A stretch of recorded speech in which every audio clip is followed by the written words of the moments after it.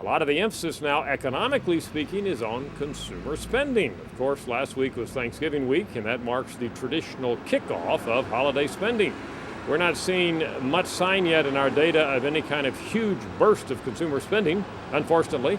Let's look at last week's average spending, $69. That's the daily average for last week. Compared to a year before, that is Thanksgiving week in 2008, that's down. It was $92 a year ago.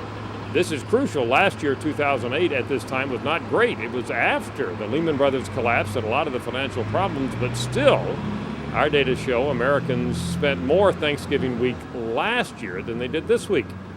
Now look here at Gallup.com. I've done a more in-depth analysis just of what our data show about spending on Friday and Saturday following Thanksgiving this year compared to last year. Our overall estimate is it is down 8.5% for those 2 days. So all in all, no matter how you look at it, last week as a whole, Friday and Saturday, we're just not seeing any increase in spending compared to last year. And in fact, the data show a decrease.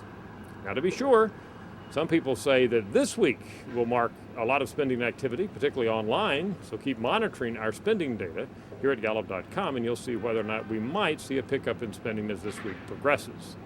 Our other data, pretty steady. Our economic confidence index at Gallup, minus 30.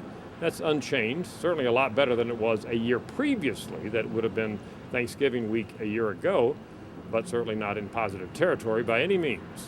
What about jobs? Well, they're still in positive territory, just barely. Our job creation index last week at a plus 2. That means slightly more employed Americans said their companies were hiring rather than firing. That index was at 7 a year before, but it was going down. As we moved into December of 08, that index moved into negative territory.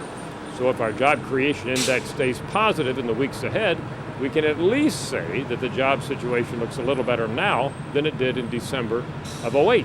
But we'll wait and see in which direction this index moves in the weeks ahead.